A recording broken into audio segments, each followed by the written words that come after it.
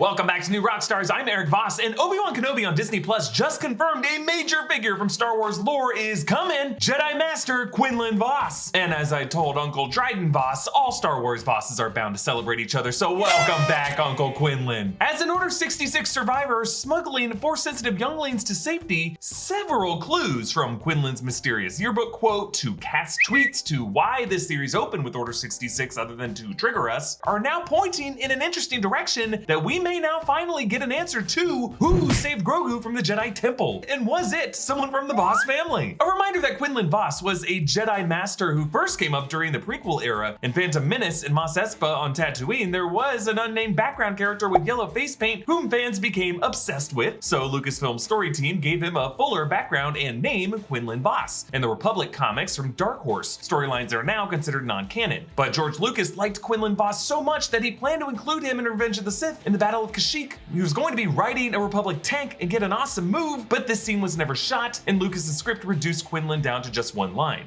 And Master Vos has moved his troops to Bos Pitti. By the way, Bos Pitti is a mid-rim planet that also came up in Rebels, but was originally created for Star Wars Obsession comics, also by Dark Horse, also non-canon now, but in those stories it was a separatist staging ground for their Republic raids. Anyway, years later, Quinlan Vos appeared in a Season 3 episode of Clone Wars, Hunt for Zero, when Obi-Wan and Quinlan team up to find the escaped Zero the Hutt to the Hutt homeworld of Nal Hutta. After that, Vos's role was meant to be expanded to a longer arc, but Clone Wars was canceled, or rather put on hiatus in 2013, but Quinlan Vos's storyline became the basis of the 2015 novel Dark Disciple by Christie Golden, in which Vos joins Count Dooku's once apprentice Asajj Ventress, a major recurring character in Clone Wars, in a doomed romance that features Vos giving into the dark side, but ultimately renouncing it after Asajj's death. We don't know yet how much of Dark Disciple is going to be confirmed as official Star Wars canon, especially since all the names on the walls of that Mapuzo safe house were all the names of Jedi from Legends material. Constantly, these live-action titles are canonizing details from Legends, which I think ultimately is a good thing. But Quinlan Vos was always confirmed to have survived Order 66. The 2017 Darth Vader comics by Charles Soule listed his name alongside other Jedi survivors whom the Inquisitors were currently hunting. And in that same run on Mon Cala, runaway Jedi Farron Barr mentions Quinlan Vos as the name of someone who could possibly help them. Farron Barr was a Jedi Padawan who was able to escape Order 66, trying to resettle all those Jedi in hiding, a similar mission that Quinlan is now on. As this latest episode of Obi-Wan Kenobi confirms, Quinlan Vos is an active resource to Jedi refugees after Order 66. Obi-Wan finds his name on the wall of the Mapuzo safe house. Quinlan was here. Yeah, he helps now and again. Smuggling younglings. There it is, smuggling younglings. That right there is a key contextual clue that Quinlan Vos had both the motive and the opportunity to be the mystery Jedi who rescued the youngling Grogu from the Jedi Temple. Remember, we first learned Grogu's name in Mandalorian Season 2 when Ahsoka said this.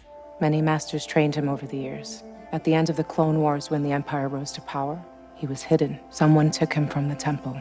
Now remember, Ahsoka did not know of Grogu's existence before this moment, meaning the child was a secret confined only to a group of Jedi Masters. A series of Masters whom Ahsoka said trained him over the years. And we know Quinlan Vos has the rank of Master because Obi-Wan in Revenge of the Sith called him Master Vos. The Book of Boba Fett flashed back to the night of Order 66 from Grogu's perspective. From inside his bassinet, Grogu witnesses 3 Jedi dying fighting the 501st, Jedi who are never named. And this moment is going down in the Jedi Temple dormitories. You can tell by the diamond-shaped markings on the doors that match those of the temple dorms in the Season 5 episode of Clone Wars when Anakin visited Barriss Offee. Now, we do not see that particular area in the Obi-Wan Kenobi prologue scene. That all unfolds in a classroom terrace and then moves on to the main hall. Of all the Jedi you see on the floor getting gunned down, you don't really see any familiar faces, but as Jedi after Jedi falls, when we cut to black, only 2 are left standing, both of whom have green lightsabers, and the one on the right even uses a pretty awesome force push. Quinlan Vos's lightsaber, we should note, was green. Now, we gotta talk about how our friends at Epic Heroes Shop have released some awesome new designs this month. Show your love for the Obi-Wan Kenobi series by embracing the light side with the high ground. A design that features our hero in a stained glass window fit for a Jedi Temple, or you can get Kenobi's lightsaber schematics on a t-shirt if you prefer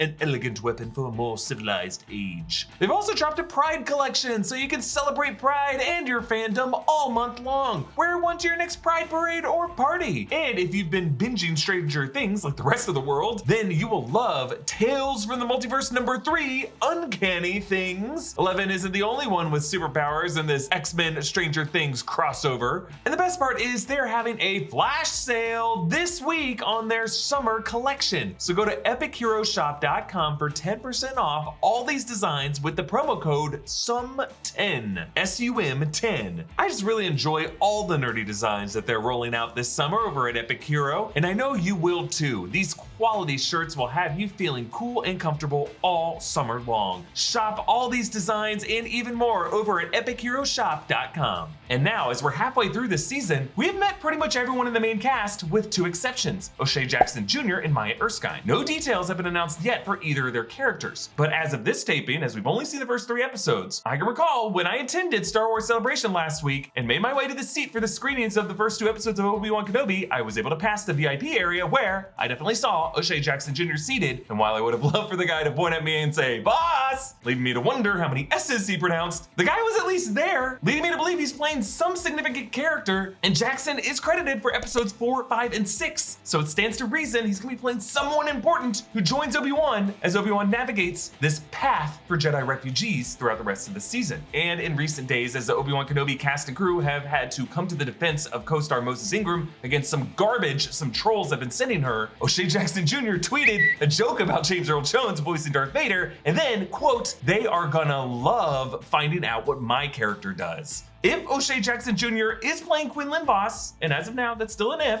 what sacred chapter of Star Wars history could his character have been instrumental to that Jackson would be referring to here, if not to be the Jedi Master who smuggled our beloved Grogu from the Jedi Temple? Now, I have speculated many Jedi survivors who could have rescued Grogu, including the theory that Mace Windu might have survived and crawled his way to the temple to get Grogu out of there. I still hope that Windu survived, but based on this latest episode of Obi-Wan Kenobi and everything we know about Quinlan Vos, as people on sports Twitter say underneath out-of-context thumbnails with big yellow text, and someone asks, "Who is this from?" Vos now looks like the likeliest suspect. Quinlan Vos is an expert tracker with insights into the criminal underworld that the lofty Jedi often steered clear of. He's known for having a lover named Colleen Hins. After Order 66, that could actually be Erskine's character. Vos is known for having psychometry, aka retrocognition, the ability to sense someone's memories just by touching objects they've come into contact with, which could be how he was able to connect with the unspeaking Grogu and learned his story. And Vos would be eager to stay in contact with Jedi since his former apprentice Aayla Secura died on Felucia, or as Jackson's father would say, "Bye Felucia."